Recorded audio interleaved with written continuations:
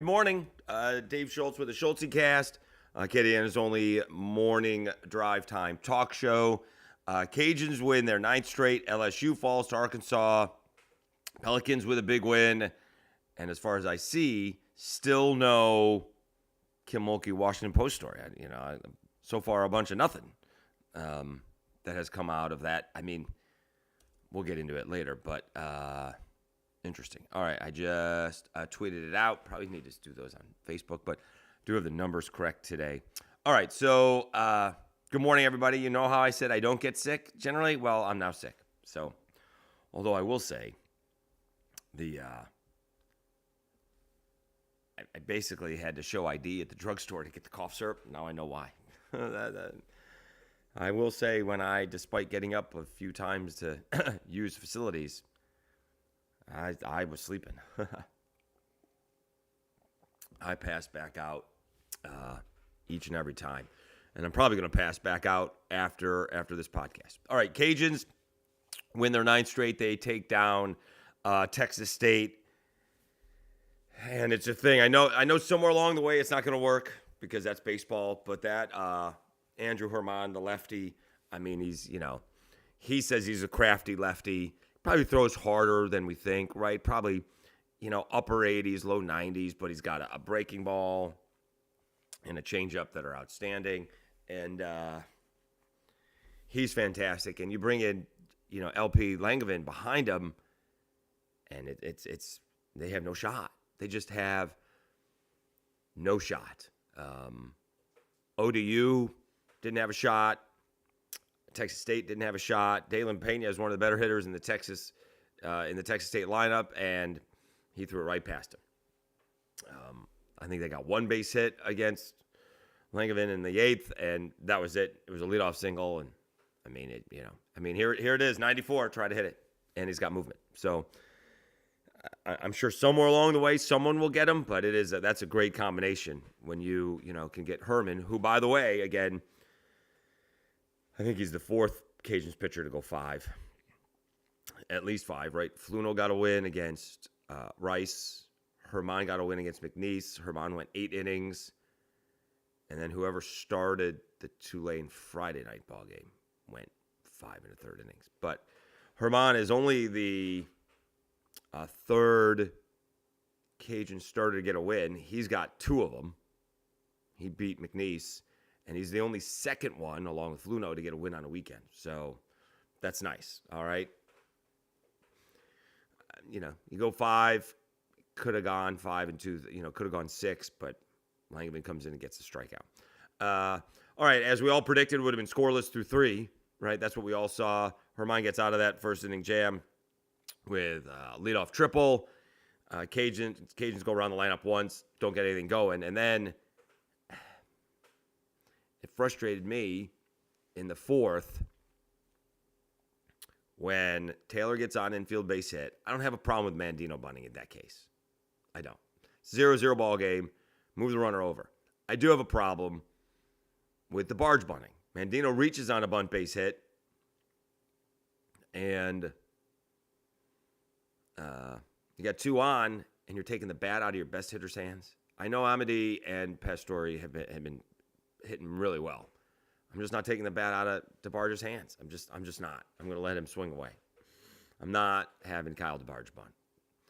Maybe if I'm behind, but I'm not looking for 1 run in the 4th inning. I'm going to look with 2 on, no outs, and my 3, 4, 5 hitters up. I'm not taking the bat out of my best hitter's hands. Just not going to do it. Turns out, they actually loaded the bases, right? They plunk Amity, and Pastore hits into a double play. That ended the inning. All right. Texas State does get on the board in the 4th. Pena with an RBI double goes down as an unearned run. I probably thinking he would have scored anyways from first base, but they tried to pick him off, so the runner went to second. Scores easily on the double, and it's a 1-0 game. Connor Higgs comes right back, goes Apo Taco.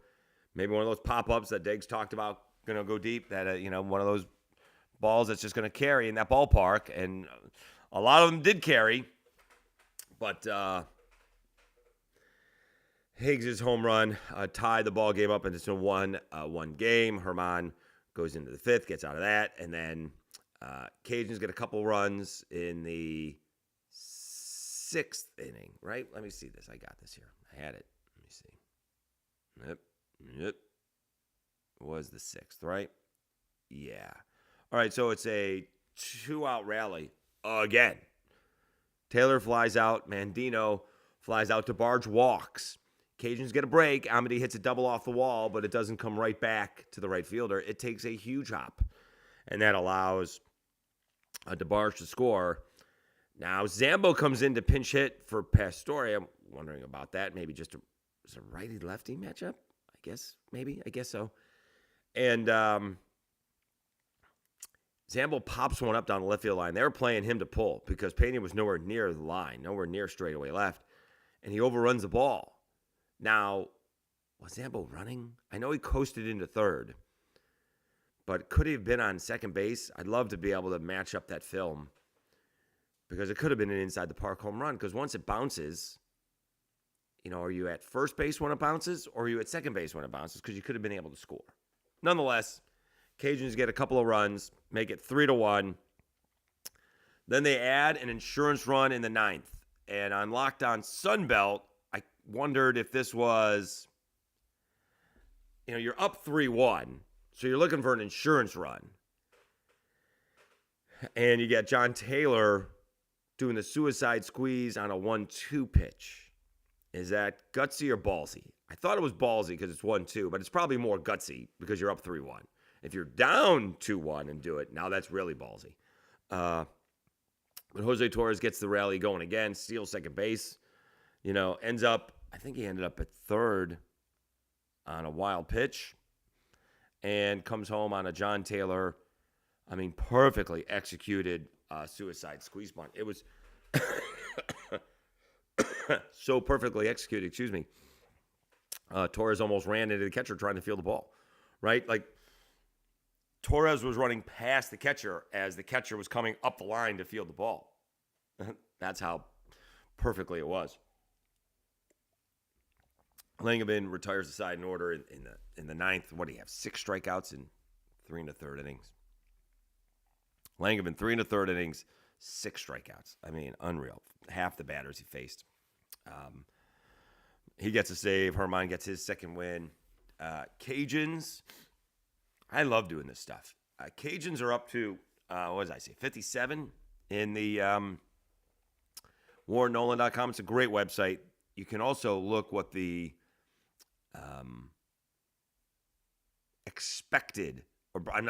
predicted results, right? And the predicted results are just based on his own little math, whatever that might be. And it keeps on changing. So it keeps on changing. It was 41-15 when I woke up. When I did the Sunbelt podcast earlier this morning, it was 42-14. Let's see if it's changed now. It's still 42-14. So think about that. The Cajuns are 18-8. The predicted results, which probably won't happen, right? But it's fun to think about. It's almost like a mock draft, but this is based on math. He's only got them losing 6 more times. He does have them losing, is it today? He does have them losing to Texas State on Saturday. But, it's changed again. It keeps on changing. Because he had them losing to Texas State and then reeling off more wins. Like reeling off another 12 straight wins. Here he doesn't. And then it's changed again. It's amazing how this changes. Let me see what the conference is. 24-6 in conference. It's changed again because he does have them losing on Saturday to Texas State, which is okay. But then he has them losing to ULM, which was not the case last night. This morning, he had them getting swept by Coastal Carolina. Now he's got the Cajuns taking 2 out of 3 from Coastal Carolina. He had them splitting with Southeastern with that home and home. It is amazing on how all this happens. So the math evolves.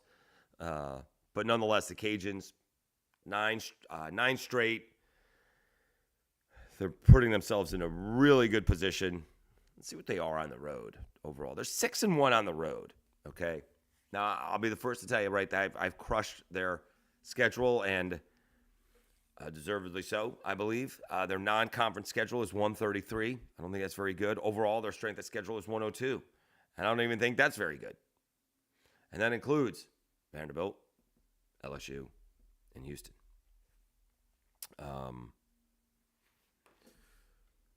But I also said, if they win, he scheduled himself to win 40 to 45 ball games. Tough to do that when you lose 2 out of 3 to Rice. But other than that, they're really playing good baseball. The bats are coming around. Pitching has been phenomenal for, most of this winning streak. The defense has improved. We're seeing less base running mistakes. We'll see how good this team can be. Again, a lot of times they're really good, and then it gets locked up against the higher echelon pitching. So we'll see. Long way before that happens. We still have. We are a month and a half in, and the comes out Memorial Day, right? So we're 2 months to go before Memorial Day. All right, Dave Schultz on the Schultzycast. Acadiana's only. It's a mouthful. I need a better slogan. Only morning drive sports talk show. And that's a whole lot of deal. Only morning sports talk. Nah, I don't know.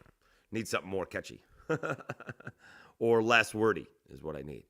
On the other side, LSU takes a loss to Arkansas, where I guess people were saying they kind of gave it away not to have their ace going up against the Arkansas ace. Well, they actually hit 2 home runs off the Arkansas ace. They scored 4 runs against Arkansas. Arkansas all night kind of was waiting to blow that game open. They hit a 3-run home run in the bottom of the 8th to do so. So kind of a plus and minus for LSU. They struck out 19 times. That's obviously a minus. But they did score 4 runs on a night where they struck out 19 times. Do you move your pitchers back to avoid the Arkansas ace and see if LSU can win the series? Okay, so we're going to do a hot take. Here's a hot take, okay? Because the LSU schedule is brutal. It is not an easy schedule by any stretch of the imagination. And they could still win this series. So winning this series is going to change that dynamic a lot. Let's do Warren Nolan and see where he's got LSU, okay? So LSU is 20-7 right now. 20-7. Let's see what he's got their future in. They are an RPI of 29. 20-7. Predicted results, same thing. 39-17. So not awful. It's got an RPI of 22. That's not awful. But the conference is 15-15. They have a brutal schedule. So let's see what we got here. Because he actually has them, he has them losing to Arkansas, 2 out of 3. He has them losing to Vanderbilt, 2 out of 3.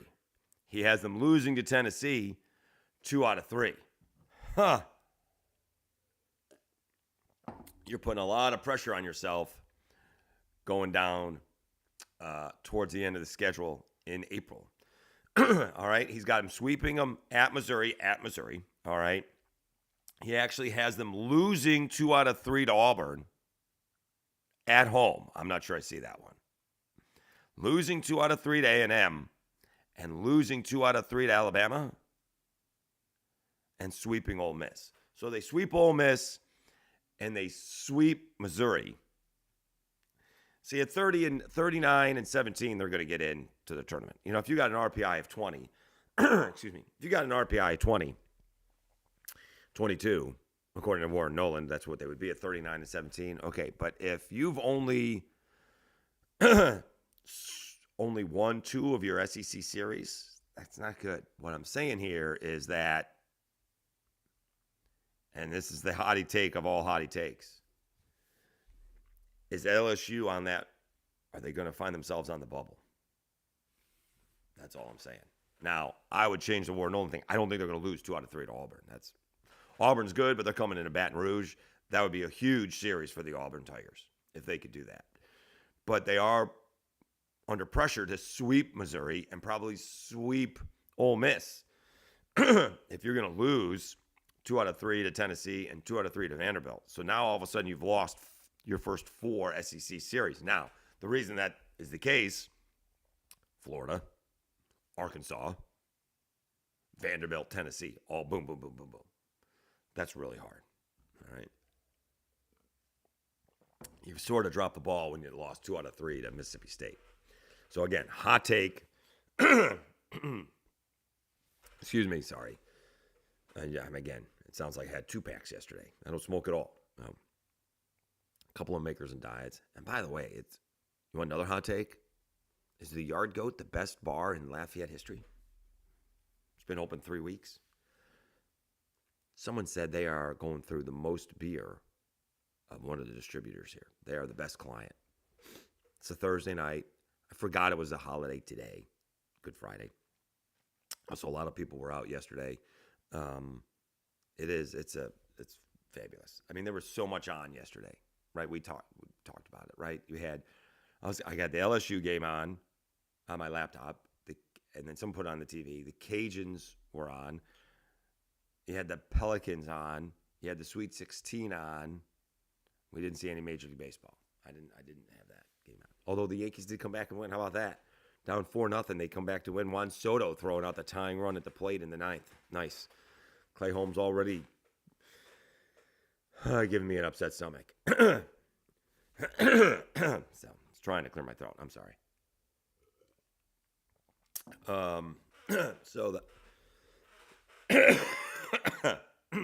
One of those things. Okay.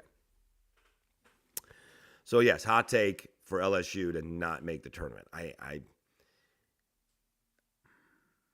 39-17, they're going to make it. 15-15 in the SEC is kind of tough. Putting a lot of pressure. We'll see. I mean, it could turn around in a day if you can somehow win this series against Arkansas. We'll see if the pitching lines up the way LSU wants. But all of a sudden, I mean, you lose, it'll be 5 series, right? Mississippi State, Florida, Arkansas, Vanderbilt, and Tennessee. If you don't win one of those series, and the RPI is high because all those teams have great RPIs, your RPI is going to be okay. So I thought maybe, if they, and you put pressure on yourself to sweep the lesser opponents, that's tough. That's tough.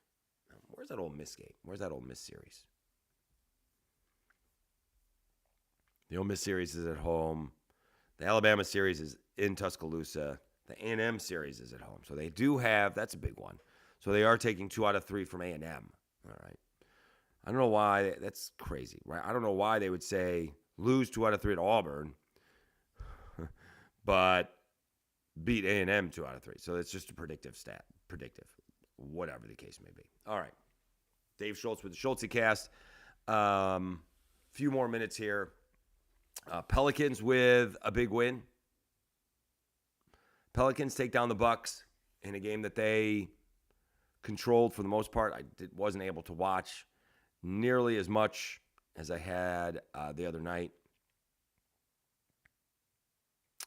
But that's a big win, right? You can't get it done against Oklahoma City in a game that you probably shouldn't have won but had a chance to win.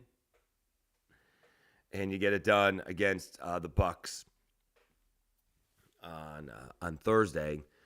Zion had 28 and 5, only 2 assists, 3 turnovers. CJ McCollum, again, not a great shooting night. 25 points, 9 to 24. Trey Murphy, 4, 13, 15 points. Valanciunas had 17. He had 17 and 10, so everyone's going to go back. That's the big deal. Herb Jones, 11. How did they win this ballgame? They shot 40%, 25 from 3. They did shoot 27 to 34 from the free throw line. That is where they won the game. Because the Bucks shot 46% from the floor, made 14 threes to 8, but only 10 out of 19 free throws. So not only did they get to the free throw line nearly as much as the Pelicans did, but only made about half their shots. So That's really the difference in this game, is that the Pelicans got the fouls. Zion 10 of 16 from the free throw line. Pretty good, obviously. That's most of it, right? I mean, he took almost half their free throws. Herb was 4 for 4. Valanciunas 2 for 2. McCollum 4 for 4. And Murphy 5 for 5. That's impressive. Hawkins missed one. Didn't hit any threes. I mean, look at these stats. How do they win this game? And it's at the free throw line. They're half a game out of fourth. Let's see what the schedule is tonight. Oh, by the way, Hawks beat the Celtics again. Celtics are coming in next, right? They play them tomorrow. Clippers take on the Magic. Let's see here. I do apologize. I need a mute button. Do I have a mute button? I don't know. Huh. All right, we'll have to figure that one out. Suns taking on the Thunder. That's going to help. One team's going to lose. Nuggets and the Timberwolves. Can you get the Timberwolves to be the number one seed? I don't want to play the Nuggets until the Western Conference Championship. Probably should worry about winning the first round series. Then I'll worry about the second round series. But that's kind of what I'm hoping for. That's kind of what I'm looking for. So let's check out the standings here quickly. So Denver's a half a game above the Timberwolves, only half a game above the Thunder. Clippers 5.5 back, Pelicans 6 back. Mavericks only a game and a half back behind the Pels. The Suns are 2 games back. And so, boy, the Celtics game is huge coming up. And then you're playing, that's half the homestand is gone already. Then you're playing then you get the Suns, Magic, and Spurs. You got to take those last 3. You got to take the last 3. So now you still have a shot at going 4-2 on the homestand. And if somehow you can beat up on the Celtics, we'll see how that goes. They're still looking. I mean, you're still looking. And that's the thing. You know, you're half a game out of the 4 seed, hosting a first round playoff, and then yet you're a game and a half out of, falling to the 6 and 2 games out of getting back into the playing game. So they need to keep on winning, and if somehow they can beat the Celtics, that would be huge. Although the win against the Suns is going to be just as big. All right, Dave Schultz on the Schultzycast, Acadiana's only morning drive sports talk show. Yeah, I'm going to need something different on that. We'll need something more catchy, less wordy. Still, no, kind of crazy. Washington Post story on Kim Mulkey. Again, I don't know if the Baltimore bridge story stopped that from coming out. That's just been a few days since then. Maybe they're waiting for the Sunday paper. Maybe that could be it, but it's not out there yet. So again, I don't have any idea what it's about. Pat Forty put it out there. Mulkey responded to Pat Forty's tweet, apparently. Or maybe the threat worked. I don't know. Maybe they're double checking. Maybe some of the, quote, sources or people who were interviewed went back on their story. I don't know.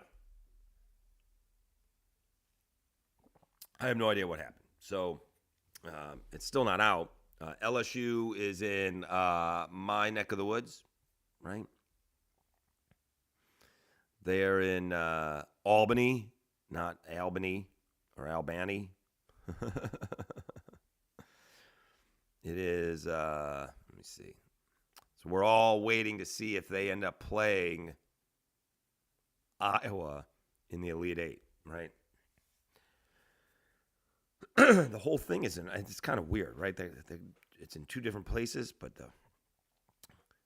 everyone's playing in Albany. So it is Iowa taking on Colorado. That's not until tomorrow.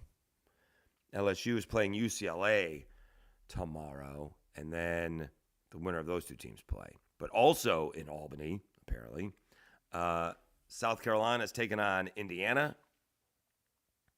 and Notre Dame's taking on Oregon State. On the other side, you do have USC, Baylor, and Portland, UConn, and Duke, and then Texas taking on Gonzaga. That's a 1-4 matchup. And Stanford and NC State are a 2-3 matchup.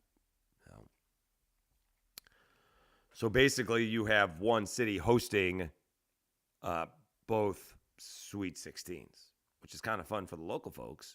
But I'm not sure if it's good for the women. I don't know. Certainly a lot of college basketball there.